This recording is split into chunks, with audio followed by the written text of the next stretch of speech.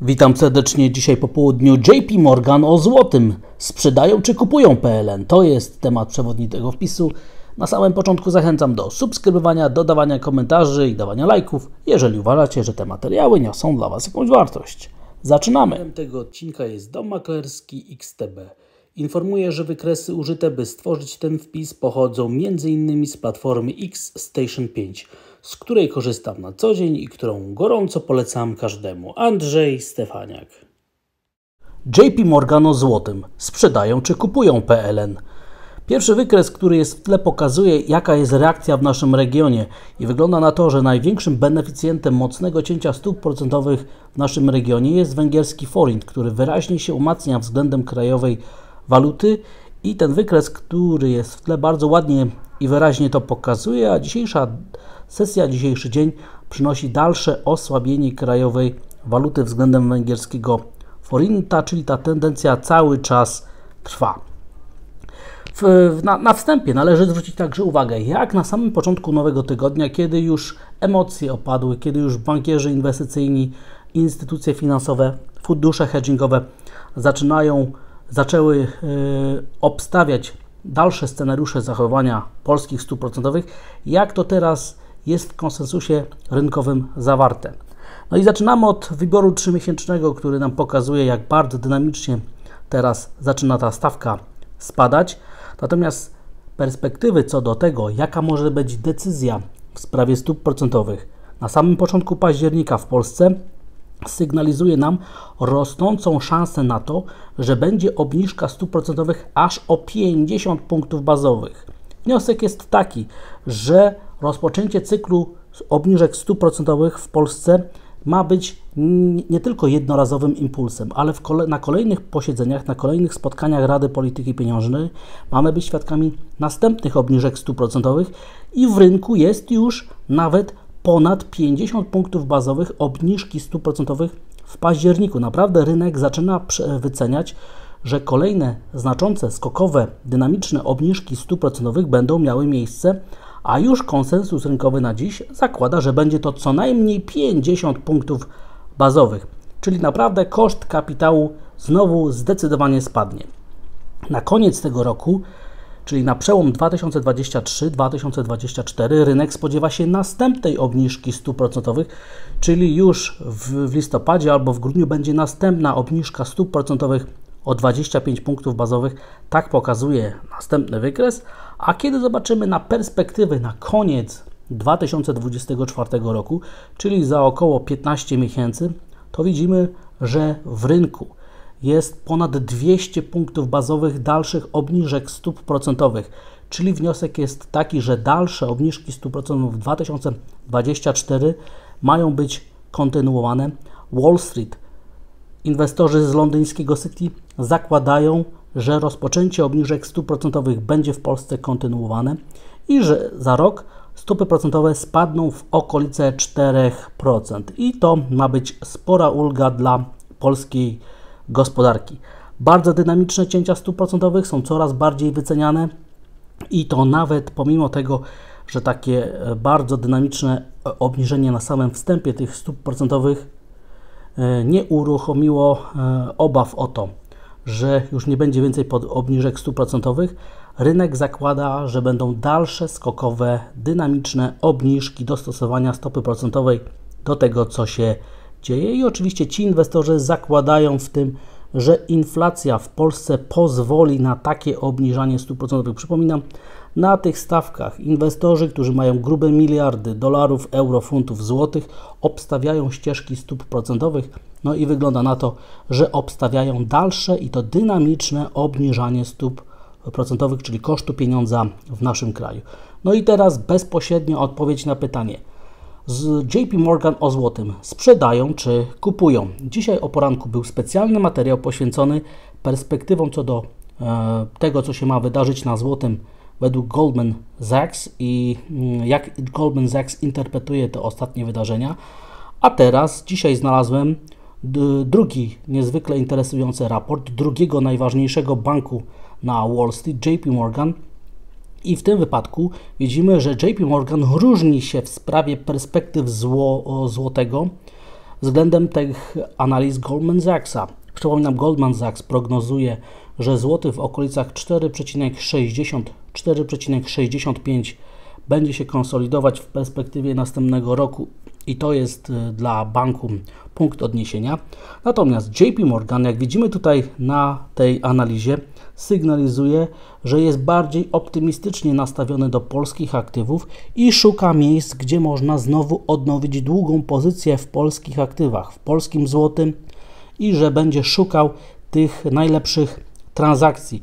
Te materiały, przypominam, cała ta analiza i wszystkie inne wykresy, które zapodaję Państwu w tych materiałach, są później dostępne na stronie acemarketu.com. Zachęcam do tego, żeby wracać na naszą stronę. O godzinie 15:10 są wykresy z porannego komentarza, o 21:50 z popołudniowego i myślę, że warto się z tymi materiałami zaznajomić. Dlatego też optymizm, który bije z raportu JP Morgana o polskim złotym, sygnalizuje, że Wall Street jest podzielone, ale są też poważni gracze, którzy z optymizmem także podchodzą do perspektyw na polskich aktywach i absolutnie nie widzą, że ta decyzja, która zapadła w poprzednim tygodniu, jest początkiem jakiejś głębokiej przeceny dynamicznej fali osłabienia krajowej waluty. Dlatego też ten raport JP Morgana o złotym, odpowiedź na pytanie sprzedają czy kupują, jest niezwykle optymistyczny i daje odpór wszystkim negatywnym komentarzom, które się pojawiają w polskiej przestrzeni. No i pokazują naprawdę, że duzi gracze, którzy dostrzegają siłę polskiej gospodarki, uważają, że potencjalne takie podbicia korekty to jest tylko okazja do tego, żeby po lepszych cenach kupować krajową walutę. No i następny wykres, który pokazuje, czy naprawdę inwestorzy boją się, czy też nie sytuacji na rynku krajowej waluty, to jest rynek polskich obligacji. I dzisiaj jesteśmy świadkami następnej fali umocnienia kupowania polskich obligacji. Rentowności polskich papierów dziesiątek zbliżają się do poziomu 5,50, czyli rynek obligacji w prawidłowy sposób dyskontuje te perspektywy co do przyszłych stóp procentowych i należy oczekiwać dalszego spadku w kierunku 5% i też poziomów położonych wyraźnie niżej. Natomiast dzisiaj na rynku krajowej waluty mamy próbę dalszego osłabienia. Krótkoterminowy impuls sprawia, że jesteśmy już teraz punktowo na ważnych oporach. Przypomnę, to jest zniesienie 50% całej fali umocnienia złotego z ostatnich miesięcy, ale cały czas ta strefa niezwykle istotna i ważna jest testowana i od tego, co się dalej wydarzy, będzie zależało, czy rynek naprawdę uwierzy w te scenariusze, które są kreślone przez banki, dawne banki inwestycyjne, a teraz największych graczy na Wall Street. Następny wykres chciałbym także pokazać, jaka jest teraz korelacja, może inaczej, jak słabnie korelacja między zachowaniem walut typu walut emerging markets względem chińskiego juana. A jedną z walut emerging markets jest cały czas polski złoty. I w tym wypadku wykres ten pokazuje, że jest coraz mniejsze powiązanie, dodatnia korelacja między zachowaniem chińskiego juana a tak innymi walutami rynków wschodzących. Dlatego też prawdopodobnie będzie zmniejszać się siła oddziaływania wszystkich wydarzeń, które będą się działy na chińskiej walucie względem innych walut, w tym oczywiście dla rynku złotego, a taka moja osobista obserwacja pokazuje, że ta korelacja złotego z chińskim juanem jest jeszcze mniejsza i stawia złotego naprawdę jako niezwykle silną i odporną walutę na te wydarzenia, które się dzieją w Chinach i też na chińskiej walucie. A warszawski parkiet, warszawska giełda jest dzisiaj w miarę stabilna. Widzimy, że rynek potwierdza znaczenie potężnych wsparć w rejonie 1900-1930. Być może w kolejnych dniach niewiele się będzie działo, ponieważ naprawdę najistotniejsze w tym tygodniu są dane o inflacji w Stanach Zjednoczonych i to one będą decydować o tym, co się wkrótce wydarzy. Przypominam, oporami są poziomy i rejon 2000 punktów, wsparcie 1900 i pokonanie któregoś z tych poziomów zadecyduje, w którą stronę rynek ruszy, a ja osobiście spodziewam się, że do końca tego roku indeks WIG20 będzie zdecydowanie wyżej niż niżej, dlatego też jestem bykiem i według mnie taki scenariusz ma 60-70, a z upływającym czasem do końca roku coraz większy odsetek prawdopodobieństwa. I w tym miejscu zachęcam do specjalnego nowego raportu podlinkowanego tam na dole w opisie i w komentarzu, czy przecena złotego się utrzyma. W tym webinarze, w tym materiale, czy decyzja RPP była zasadna, co dalej z PLN i jak wyglądają bieżące dane makroekonomiczne w Europie i w USA. Zachęcam naprawdę do tych materiałów, które poszerzają naszą wiedzę, zmniejszają ryzyko utraty naszego kapitału i zwiększają prawdopodobieństwo, że osiągniemy sukces na rynkach finansowych. Przypominam, na dole te materiały są podlinkowane w opisie i w komentarzu.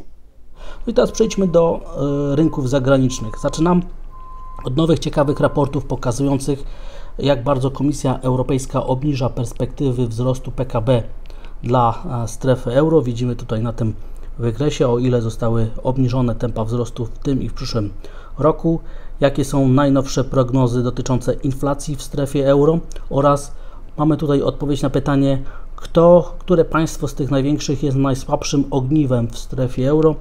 No i wniosek jest taki, że najsłabszym ogniwem są Niemcy, które w tym roku mają zaliczyć ujemne tempo dynamiki wzrostu. Amerykańskie obligacje są cały czas blisko ostatnich szczytów na rentowności. Przypominam, rynek światowy żyje przede wszystkim danymi o inflacji dla Stanów Zjednoczonych i ten poziom 4,25 jest kluczem do zrozumienia tego, jak rynek wycenia perspektywy inflacji przyszłych stóp procentowych, ale do tych danych w środę niewiele się powinno wydarzyć. Dzisiaj w Stanach Zjednoczonych mamy spokojną sesję, ponieważ rynek będzie pamiętał o tym, że jest pamiętna data 11 września 2001 roku, kiedy zaczął się XXI wiek tak naprawdę historycznie. No i pamięć o tym dniu może doprowadzić do tego, że sesja będzie dość spokojna. Ani popyt, ani podaż nie będzie zbytnio atakować. Perspektywy co do przyszłych stóp procentowych na początku tygodnia z danymi o inflacji pokazują, że w rynku jest 11 punktów bazowych do szczytu cyklu podwyżek stóp procentowych w Stanach Zjednoczonych, czyli jest tylko 45% szansy na to, że będzie następna podwyżka stóp procentowych w Stanach Zjednoczonych. Później rynek spodziewa się już obniżek stóp procentowych. Euro-dolar jest przyklejony do poziomu 1,07 i naprawdę tutaj się niewiele dzieje i prawdopodobnie się nie wydarzy aż do danych o inflacji. Indeks Standard & Poor na futures próbuje dzisiaj lekko rosnąć i ten optymizm jest także widoczny w Europie, o czym za chwilę będzie. Natomiast jeżeli chodzi o perspektywy co do przyszłych zysków dla spółek ze Stanów Zjednoczonych, to widzimy, że są one odchylone od wieloletniej średniej na plus, ale nie jesteśmy przy poziomach ekstremalnie wychylonych. Natomiast gdybyśmy chcieli zobaczyć nieco bardziej średnioterminową perspektywę, co się może wydarzyć na indeksie Standard & Poor, to najnowszy raport na Bloombergu pokazuje, że warto patrzeć na zachowanie wskaźnika ISM Composite dla całej amerykańskiej gospodarki, ponieważ on dość dobrze koreluje z tym, co się wydarzy wkrótce na indeksach giełdowych na Wall Street, jako że ten wskaźnik jest publikowany raz w miesiącu, więc myślę, że warto przywiązywać do tego wskaźnika dużą wagę, żeby lepiej zrozumieć to, co się może wydarzyć na indeksach giełdowych na Wall Street. Niemiecka giełda próbuje oddalić się od potężnego wsparcia w rejonie 15 650 punktów. Widać to na tym wykresie.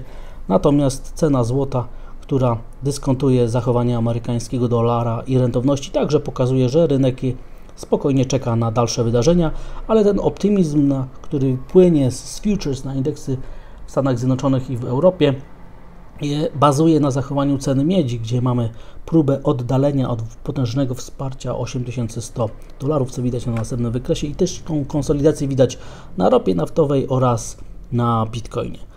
Prawdopodobnie rynek do środy nie wygeneruje następnego impulsu, a później wiele zależy od interpretacji danych o inflacji i myślę, że w tym kierunku należy rozpatrywać to, co się w tym tygodniu będzie działo na rynkach światowych.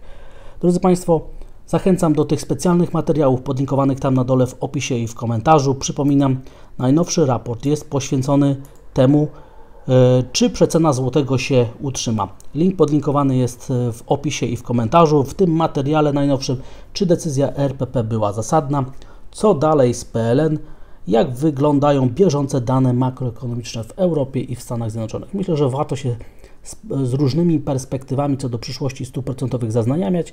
Po pierwsze, żeby zredukować ryzyko własnych inwestycji, a po drugie, żeby zwiększyć prawdopodobieństwo sukcesu własnych inwestycji. Przypominam, linki do tych materiałów są tam dostępne na dole w opisie i w komentarzu. Dziękuję za odsłuchanie tego materiału. Zachęcam do subskrybowania, dodawania komentarzy i dawania lajków, jeżeli uważacie, że te materiały niosą dla Was jakąś wartość. I widzimy się i słyszymy jutro o poranku. Wszystkiego dobrego, stopy zwrotu. Pozdrawiam, cześć!